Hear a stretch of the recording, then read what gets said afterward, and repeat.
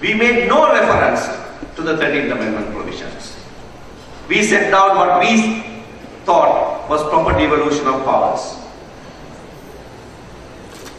But now time has come when the President, for the umpteenth time or fifth time, says, I will implement, he is threatening to implement the 13th Amendment in full. We must tell him, you do that and show first. You implement that and show. Set up the provincial police. That is one matter for 25 years has not been implemented. Sri Lanka is a country that holds a distinction for not implementing provisions of the law, if not implementing provisions of the Constitution, and forever threatening to implement it and never doing so. There was a 17th Amendment to the Constitution under which a Constitutional Council was set up, and the words in that amendment was that President shall forthwith make the appointments, and he did not make the appointments for 2.5 years. We went to court to compel him to make the appointment and failed. That is Sri Lanka. Each president, each member of parliament swears an oath to uphold and defend the Constitution, and in the same breath they will say, no, we will not set up the provincial police. That's part of the Constitution.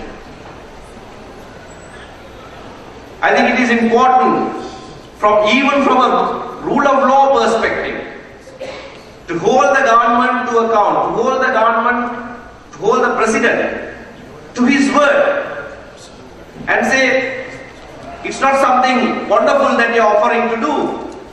What you are saying is that you will implement the provisions of the Constitution. That is a law, that's a supreme law of the country. It's not some benevolent thing that you are trying to do. Nevertheless, if you say I will implement it in full, do that and demonstrate your bona fides. And I think the time has come for us back home and around the globe to act with a sense of strategy, not giving to emotionalisms too much, because we have to have the world with us in this project.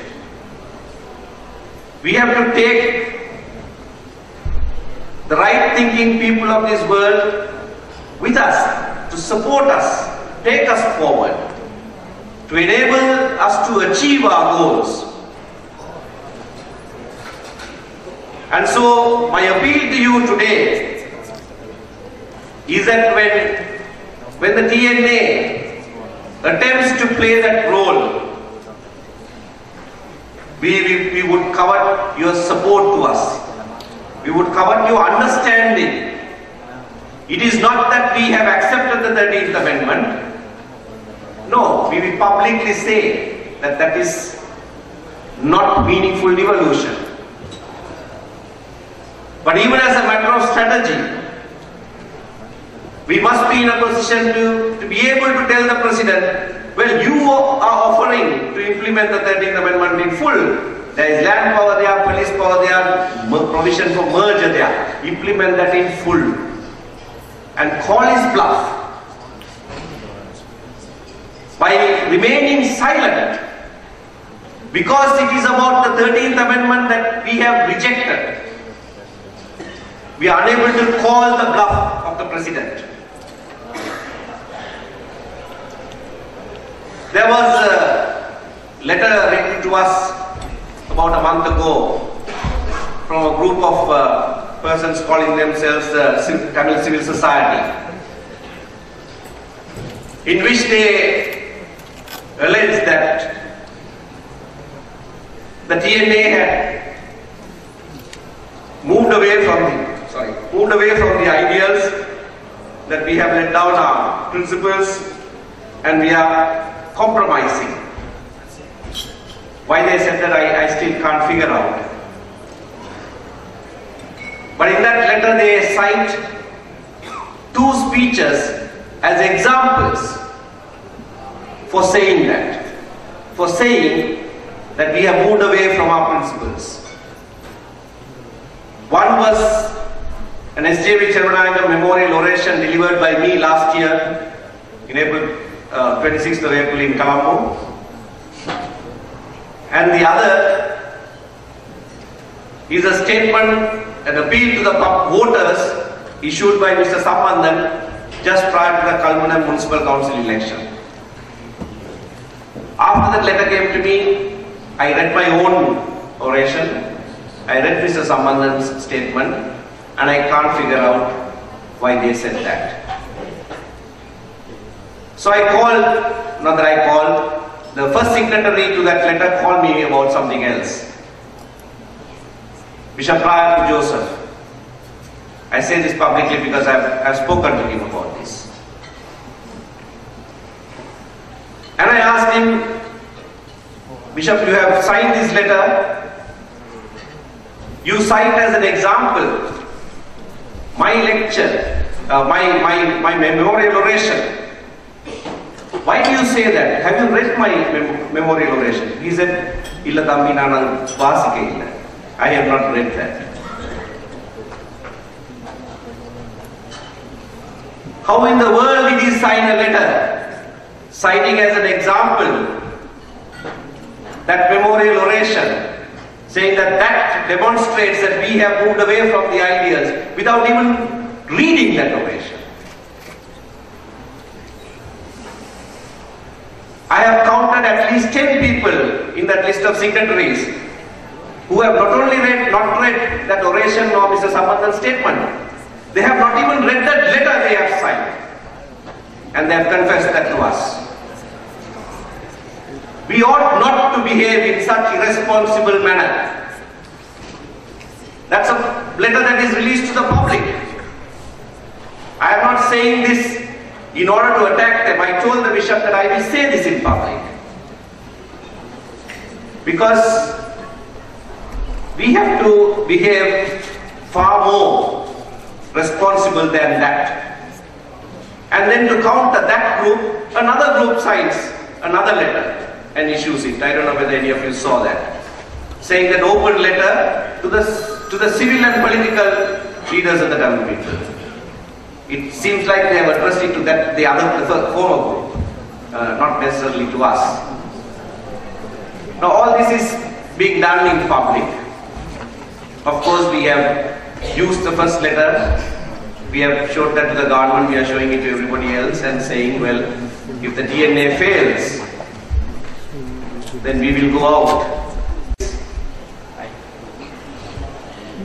But as a community, I'm appealing to you that we need to be more circumspect. We need to strengthen the elected representatives and not weaken them. It's really not for me to be saying that to you, but sadly, the time has come to even throw that to you and say, what are you doing? I'm not saying you, I'm not you who are here, but I'm saying in general. It is true that it's frustrating. It's more frustrating to us than for the others who don't come for the negotiations. Many a time we had felt like throwing the books at their faces and walking out. But we haven't done that. Only for the reason that we can't leave a vacuum. That there must be a process. And believe me, the Sri Lankan government will not deliver unless it is made to do that. And when it is made to do that, the elected representatives of the people must be there to clinch the deal, as it were. And so it's a dual approach. While we apply pressure, we are also there with them. So that if there are any dividends of that pressure, then we are there enough to grab that.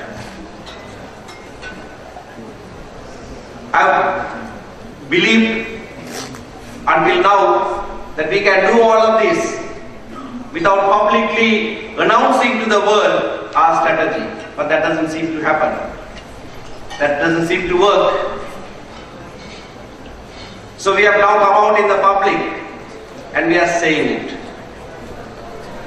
And we want the diaspora community to be patient. I know it's difficult, but for the sake of our people, we have to be patient. For the sake of our people, we have to act strategically, not emotionally. For the sake of our people, we must sustain the pressure and also be willing to negotiate at any stage. I thank you for this opportunity that you have given me to address you, bring the concerns from back home to you, and I am looking forward to greater participation. You also would have seen the most recent statement issued by the Global Tamil Forum, stating that supporting the talks process that the TNA has with the government, and we need to consolidate this more so that the strength of the diaspora community will be a political strength. I know it is already, but it needs to be demonstrated in a very real way to the world. Will be a political strength to our people back home who are still struggling to get up, to stand up from what happened to them 3 years ago. We need that help, and that will be converted to real strength when we act in unison, when we act with understanding, not necessarily saying the same thing. Strategically, we might have to say different things, but understanding each other and knowing that our goal is one. Thank you very much.